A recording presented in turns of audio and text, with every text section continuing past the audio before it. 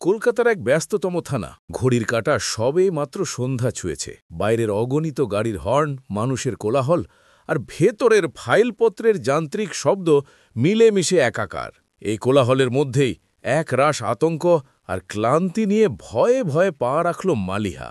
বয়স 18 কি 19, কিন্তু দারিদ্র্য আর দুশ্চিন্তার ভারে তাকে দেখায় আরও অনেক বেশি পরিশ্রান্ত। তার জীর্ণ সালোয়ার আর কামিজ, এলোমেলো রুক্ষ চুল আর লাল হয়ে ফুলে থাকা চোখ দুটো যেন হাজারো বঞ্চনার গল্প বলতে চাইছে। থানার ডিউটি অফিসারের টেবিলের সামনে এসে সে দাঁড়ালো। কাঁপা কাঁপা গলায় বলল, স্যার, আমার ছোট বোন নেহা, ওকে খুঁজে পাচ্ছি না। ডেস্কের ওপারে বসে থাকা কনস্টেবল কালাম মিয়া বিরক্ত মুখে তার দিকে তাকালো। পাশে বসে কনস্টেবল তারিক মুচকি হেসে বলল, কিরে কালাম, নতুন কেস? নাম কি তোর? বাড়ি কয়? মালিহা ঢোক গিলে বলল, আমার নাম মালিহা, আমরা কলকাতা বস্তিতে থাকি। আমার বোন নেহা, 10 বছর বয়স। দুপুর থেকে। কথা শেষ করতে পারল না মালিহা। কালাম মিয়া ধমকে উঠল, বস্তির মাইয়া হারাইছে তো আমরা কি করমু? নিশ্চয় কোথাও ভাইগা গেছে। যা বাড়ি যা, এইসব ফালতু কামের লাগা থানা না। তারিক যোগ করল, ঠিকই কইছে, এই বয়সের মাইয়ারা অলি গলিতে প্রেম কইরা বেড়ায়, আবার মায়া কান্না দেখাইতে থানায় চইলা আসে। যা ভাগ। অপমানে মালিহার কান গরম হয়ে উঠল, কিন্তু বোনের চিন্তায় সেই অপমানও কেউ সে পাত্তা দিল না। সে মরিয়া হয়ে বলল, না স্যার, আমার বোন এরকম না। ও খুব ছোট। ও টিউবওয়েলের কাছে খেলতে গেছিল, তারপর আর ফেরে নাই। আমি লোকাল থানায় গিয়েছিলাম, ওরা আমাকে ভিখারি ভেবে দাঁড়াতেই দেয় নাই। আপনারা দয়া করেন স্যার। কালাম মিয়া প্রায় চেয়ার ছেড়ে উঠে দাঁড়ালো। আরে রাখ তোর দয়া, তোর চেহারা দেখছোস ভিখারির মতোই তো লাগে। এখন যাবি নাকি ঘাট ধাক্কা দিয়ে বের করমু? মালিহার নিজেকে ধরে রাখতে পারল না।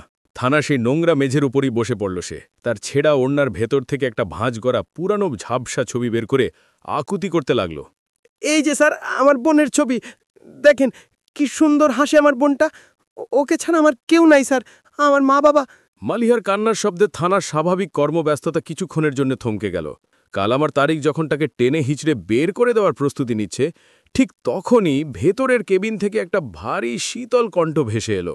কালাম, বাইরে কিসের এত হট্টগোল? গলার স্বরেই যেন পুরো পরিবেশটাই বরফ হয়ে গেল। কালাম মিয়া খাড়া হয়ে দাঁড়িয়ে গেল। তারিকের মুখের হাসি উধাও। সেলাম ঠোকে কালাম বলল, স্যার কিচ্ছু না, এক বস্তির মাইয়া বোন হারাইছে বলা চিল্লাচিল্লি করতেছে, আমরা ভাগাই দিতাছি। মেয়েটাকে ভেতরে পাঠাও। নির্দেশটা ছিল সংক্ষিপ্ত কিন্তু অকাট্য। কাল আমার দ্বিতীয় কথা বলার সাহস পেল না। মালিহার দিকে তাকিয়ে তার ছিল্লের সুরে বলল, যা ভেতরে যা, বড় স্যার ডাকছে, দেখি তোর কত বড় খুঁটির জোর। মালিহার চোখ মুছতে মুছতে কাঁপতে কাঁপতে কেবিনের দিকে এগোলো। বিশাল একটা সেগুন কাঠের টেবিলের ওপারে বসে আছেন অ্যাডিশনাল এসপি রাকিব হাসান। বয়স 30-এর কোঠায়, কিন্তু তার চোখের দৃষ্টি ইস্পাতের মতো ধারালো। নিখুঁতভাবে স্ত্রী করা ইউনিফর্ম, পরিপাটি চুল আর কঠোর মুখমণ্ডলের সততা ও শৃঙ্খলার ছাপ স্পষ্ট। তার সামনে দাঁড়ালে যে কোনো অপরাধীর বুক কেঁপে উঠতে বাধ্য। রাকিব হাতের কলমটা রেখে শান্ত কিন্তু গভীর চোখে মালিহাকে দেখল। তার চাহনিতে কোনো তাচ্ছিল্য ছিল না, ছিল এক অদ্ভুত বিশ্লেষণ। বসো। মালিহা ভয়ে ভয়ে সামনের চেয়ারটায় বসল। জল খাও। রাকিব ইশারায় টেবিলের উপর রাখা গ্লাসটা দেখালো। মালিহা গ্লাসটা হাতে নিল, কিন্তু তার হাত এত কাঁপছিল যে জল পড়ে যাচ্ছিল। রাকিব অপেক্ষা করল। মালিহা 2 ঢক জল খেয়ে নিজেকে কিছুটা সামলে নিল। এবার বলো, প্রথম থেকে সবটা বলো, কোনো ভয় নেই। রাকিবের কণ্ঠস্বরে এমন একটা আশ্বাস ছিল যা মালিহাকে ভরসা দিল। সে কান্না ভেজা গলায় সবটা বলতে শুরু করল, কিভাবে আজ দুপুরে সে কাজে গিয়েছিল। নেহা বস্তির একমাত্র টিউবওয়েলের কাছে অন্য বাচ্চাদের সাথে খেলতে গিয়েছিল। ফিরে এসে সে আর নেহাকে পায়নি।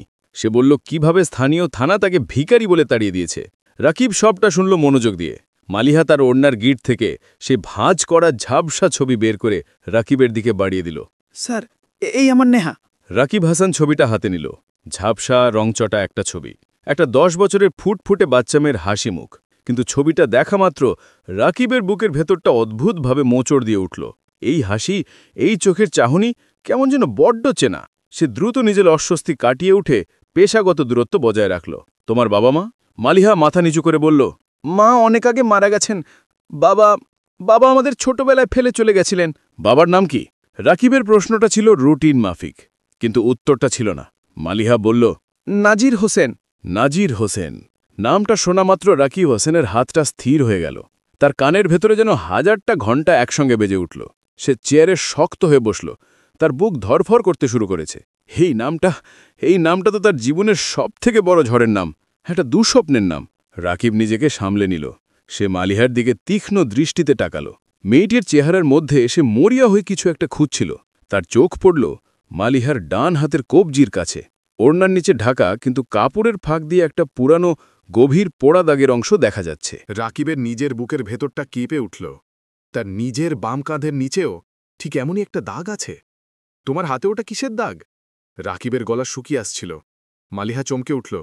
সে হাতটা আড়াল করার চেষ্টা করে বলল, এটা এটা অনেক পুরনো দাগ স্যার। ছোটবেলায় আমাদের বস্তিতে আগুন লেগেছিল, সেই আগুনের দাগ। রাকিবের নিঃশ্বাস বন্ধ হয়ে আসছিল। সে কাঁপা গলায় প্রশ্ন করল, কোন বস্তি? কোথায়? মালিহা ঠিকানাটা বলল। সেই ঠিকানা যা রাকিব প্রতিবারতে ঘুমের মধ্যে স্বপ্নে দেখে, যে আগুন তার জীবন থেকে সব কেড়ে নিয়েছিল। রাকিব আর স্থির থাকতে পারল না। সে উঠে দাঁড়াল। তার মুখ ফ্যাকাশে হয়ে গেছে। সে টেবিলের ওপর ঝুঁকে পড়ে মালিহার চোখের দিকে তাকিয়ে প্রায় ফিসফিস করে বলল, সেই আগুনের কে কে ছিল তোমার সাথে? মালিহা অবাক হয়ে অফিসারের এই অদ্ভুত আচরণ দেখছিল। সে বলল, আমার ঠিক মনে নেই স্যার, আমি খুব ছোট ছিলাম। মা বলতেন সেই আগুনে আমার এক ভাইও ছিল, সে নাকি মারা গেছে। বাবা আমাদের দুবোনকে নিয়েই কোনো ক্রমে বেঁচে ফিরেছিলেন। কিন্তু ভাইয়াকে? রাকিব আর দাঁড়িয়ে থাকতে পারল না। সে ধপ করে চেয়ারে বসে পড়ল। তার চোখ দিয়ে জল গড়িয়ে পড়ছে। সে তার মানিব্যাগের গোপন কুঠুরি থেকে একটা ছোট্ট ল্যামিনেট করা ছবি বের করল। একটা সাদা-কালো ছবি। একটা লোক একটা ৮-৯ বছরের ছেলেকে কোলে নিয়ে দাঁড়িয়ে আছে, আর পাশে একটা ৫-৬ বছরের মেয়ে। রাকিব ছবিটা মালিহার সামনে রাখল। মালিহা অবাক হয়ে ছবিটা দেখল। তারপর সে তার নিজের কাছে থাকা নেহার ছবির পেছনে ভাঁজ করা আরও একটা ছবি বের করল। দুটো ছবি একই পরিবারের ছবি। রাকিব ভাঙা গলায় বলল, আমি মরি নাই।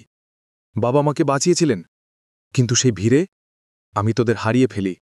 বাবা ভেবেছিলেন তোরা আগুনে মারা গেছিস, আর আমি ভেবেছিলাম আমার আর কেউ নেই।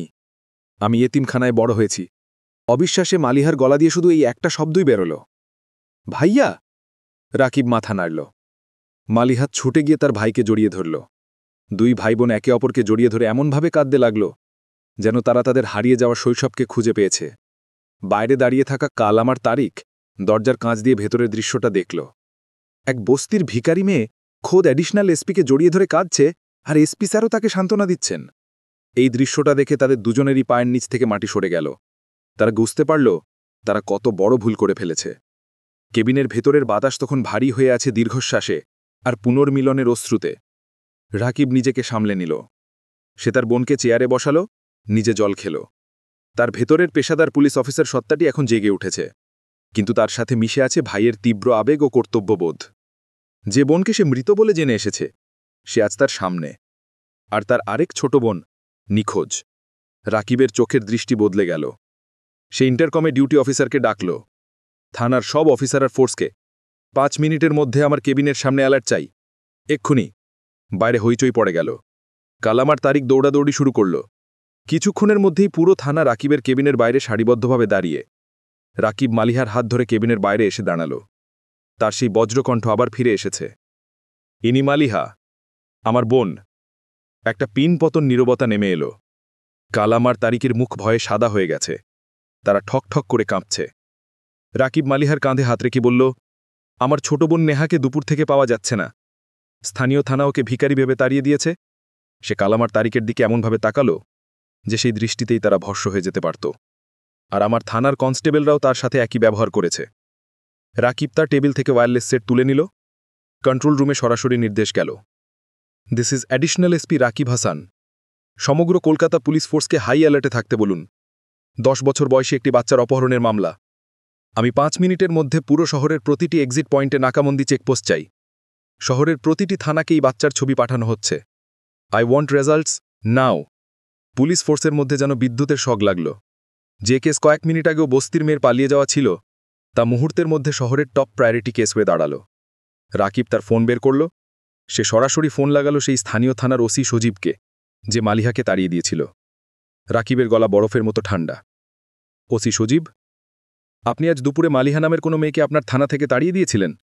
ওপাশ থেকে সজীব আমতা আমতা করে বলল, স্যার, মানে বস্তির একটা মেয়ে, ঠিক মনে, যাকে আপনি ভিখারি ভেবে তাড়িয়ে দিয়েছিলেন, সে আমার বোন। ফোনের ওপাশে সজীবের হাত থেকে রিসিভার পড়ে যাওয়া শব্দ হলো কিনা বোঝা গেল না, কিন্তু তার ভয় নিঃশ্বাসের শব্দ স্পষ্ট। রাকিব গর্জে উঠল, আপনার পুরো টিম নিয়ে 10 মিনিটের মধ্যে আমার অফিসে রিপোর্ট করবেন। আর শুনে রাখুন, আমার বোনের যদি কিছু হয় তাহলে আপনার ইউনিফর্ম আমি খুলে নেব। ডিসমিসড। ফোনটা রেখে রাকিব দেখল কাল আমার তারিখ তখনও কাঁপছে। তাদের দিকে তাকিয়ে বলল, আপনারা দুজন সাসপেন্ডেড, এক্ষুনি এখান থেকে বেরোন, তদন্তের পর বাকি ব্যবস্থা নেব। এবার রাকিবের মিশন ব্যক্তিগত। সে মালিহাকে তার কেবিনে বসিয়ে রাখল। গোটা পুলিশ ডিপার্টমেন্ট পাগলের মতো নেহার খোঁজ শুরু করেছে। রাস্তায় রাস্তায় চেকিং, বস্তিতে চিরুনি তল্লাশি। রাত গভীর হচ্ছে, কিন্তু রাকিবের চোখ এক মুহূর্তের জন্য বিশ্রাম নিচ্ছে না। সে নিজে সিসিটিভি ফুটেজ খতিয়ে দেখছে, ইনফরমারদের নেটওয়ার্ক সক্রিয় করেছে। রাত প্রায় 2টো বাজে। মালিহা তার ভাইয়ের কেবিনে বসে জায়নামাজে বসে কাঁদছিল। রাকিব কফির কাপে চুমুক দিতে দিতে একটা ম্যাপের উপর ঝুঁকেছিল। ঠিক তখনই তার ওয়াকি টকি বেজে উঠল। স্যার, একটা খবর আছে। আমাদের এক ইনফর্মার জানিয়েছে বস্তির এলাকার 2 কুখ্যাত ড্রাগ পাচারকারী আজ দুপুরে একটা বাচ্চাকে জোর করে তুলে নিয়ে গেছে। তাদের আস্তানা গঙ্গার ধারের একটা পুরনো কারখানার গোডাউনে। রাকিব স্প্রিংয়ের মতো লাফিয়ে উঠল, আমি আসছি, ফোর্স রেডি করো, সাইলেন্ট অপারেশন হবে। আধ ঘন্টার মধ্যে রাকিবের নেতৃত্বে বিশাল পুলিশ বাহিনী সেই পুরনো গোডাউন ঘিরে ফেলল। কোনো শব্দ না করে তারা ভেতরে ঢুকল। গোডাউনের এক কোণে 2জন লোক মদের বোতল নিয়ে বসে আছে। বাধা অবস্থায় নেহা ভয় কাঁপছে। তারা বাচ্চাদিকে বিক্রি করে দেওয়ার পরিকল্পনা করছিল। Hands up, police! রাকিবের গর্জনের লোক দুটো চমকে উঠল। তারা পালানোর চেষ্টা করার আগেই পুলিশ তাদের ধরে ফেলল। রাকিব ছুটে গিয়ে নেহার মুখের বাঁধন খুলে দিল। নেহা ভয় চিৎকার করে উঠল, কিন্তু রাকিব তাকে জড়িয়ে ধরে বলল, ভয় নেই নেহা, আমি তোমার ভাইয়া, তোমার দিদি বাইরে অপেক্ষা করছে। নেহাকে যখন থানায় ফিরিয়ে আনা হলো, মালিহা যেন তার প্রাণ ফিরে পেল। সে ছুটে গিয়ে নেহাকে জড়িয়ে ধরে এমনভাবে কাঁদল যে উপস্থিত বাকি পুলিশদেরও চোখ ভিজে উঠল। নেহা তার দিদির বুকে মুখ লুকিয়ে নিজেকে সবথেকে সুরক্ষিত মনে করছিল। রাকিব তার 2 বোনের মাথায় হাত রাখল। বহু বছর পর সে তার পরিবারকে খুঁজে পেয়েছে। এই মুহূর্তের মূল্য তার জীবনের যে কোনো পদকের চেয়ে বেশি। রাকিব আর এক মুহূর্তেও দেরি করল না। সে 2 বোনকে তার নিজের গাড়িতে তুলল। গাড়ি চলল তার কলকাতার সরকারি বাসভবনের দিকে। ভোর রাতে শান্ত আলো তখন ফুটতে শুরু করেছে। বাড়িতে তাদের জন্য অপেক্ষা করছিলেন রাকিবের স্ত্রী মেহজাবেন। তিনি দরজা খুলেই মালিহার নেহাকে দেখে হাসি মুখে এগিয়ে এলেন। তাদের জীর্ণ পোশাক বা ক্লান্ত চেহারা তার কাছে কোনো বাধাই হল না। রাকিব তার 2 বোনকে নিয়ে ডাইনিং টেবিলে বসল। বহু বছর পর 3 ভাই বোন একসাথে খেতে বসল। রাকিব মালিহার মাথায় হাত রেখে বলল, তোমাদের আর ওই বস্তিতে ফিরতে হবে না, তোমরা আমার সাথে আমার বাড়িতে থাকবে। নেহার দিকে তাকিয়ে এসে হাসল, কাল থেকে তোমার নতুন স্কুলে ভর্তি হবার ব্যবস্থা করছি। আর মালিহা, তুমি আর তোমার পড়াশুনো আবার শুরু করবে। মালিহা নেহার চোখে জল। এ যেন এক অবিশ্বাস্য স্বপ্ন। যে বোন তার ছোট বোনের খোঁজে ভিখারির মতো এক থানা থেকে আরেক থানায় ঘুরছিল, সে আজ এই শহরের অ্যাডিশনাল এসপির বাড়িতে তার নিজের ভাই বোনের সাথে বসে নতুন জীবনের স্বপ্ন দেখছে। রাকিব বারান্দায় দাগিয়ে ভোরের কলকাতার দিকে তাকালো। যে আগুন একদিন তার পরিবারকে পুড়িয়ে ছারখার করে দিয়েছিল, সেই আগুনের পোড়া দাগই আজ তার হারিয়ে যাওয়া পরিবারকে ফিরিয়ে দিল। ন্যায় বিচার শুধু অপরাধীর শাস্তি দিয়েই হয় না, ন্যায় বিচার হয় হারিয়ে যাওয়া ভালোবাসার পুনর্মিলনেও।